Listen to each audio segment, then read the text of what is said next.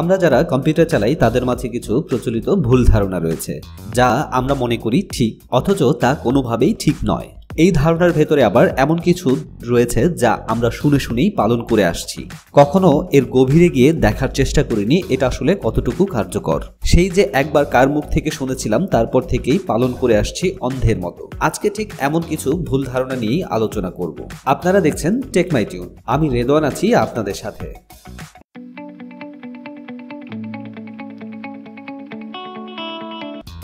Computer on করার পর থেকেই শুরু হয় রিফ্রেশ দেওয়া।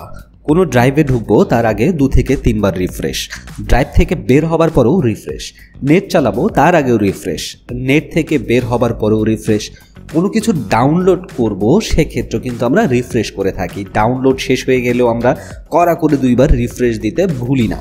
ড্রাগ অ্যাডিক্টের মতো আমরা রিফ্রেশে আসক্ত।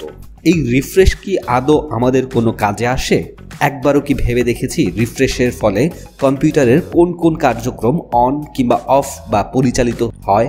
আমরা ভেবে এসেছি রিফ্রেশ দিলে পিসি ফাস্ট হয়, কিন্তু তা মোটেও সঠিক না।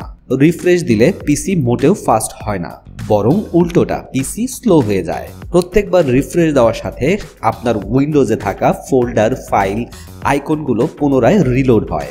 আমার পিসি কোনো একটা কাজ প্রসেসিং করছে, এমত অবস্থায় আমি যদি তাকে রিফ্রেশ করি তো সে কাজটি প্রসেসিং থাকা অবস্থাতে আবার উইন্ডোতে থাকা সকল ফাইল রিলোড হয়, তখন কিন্তু আলটিমেটলি আমার পিসিটি স্লো হয়ে যায়। এই সাধারণ কনসেপ্টটাই হয়তো আমরা কখনো ভাবিনি। আমরা সবসময় যেটা ধারণা করে এসেছি যে রিফ্রেশ দিলে হয়তো কম্পিউটার ফাস্ট হয়, বাট এই ধারণাটা সম্পূর্ণই ভুল।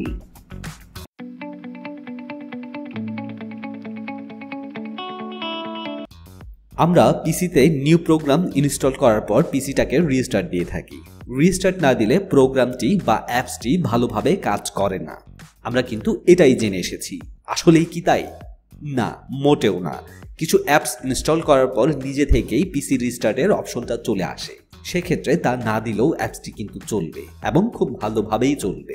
তবে হ্যাঁ, কিছু অ্যাপস রয়েছে যা ইনস্টল করার পর সেই অ্যাপসের কিছু ফাইল মডিফাই করার প্রয়োজন হয়, সেক্ষেত্রে বাধ্যতামূলক তা দিতে হয়, কিন্তু তার হার একদম নগণ্য, শতকরা 5 অর্থাৎ 5% ক্ষেত্রে সেটা আপনার করতে হতে পারে, পিসিটা রিস্টার্ট দিতে হতে পারে।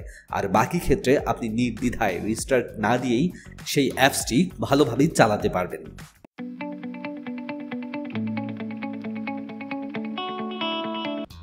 আমরা মনে করি কম্পিউটার নিরাপদ রাখতে হলে অ্যান্টিভাইরাস রাখতেই হবে।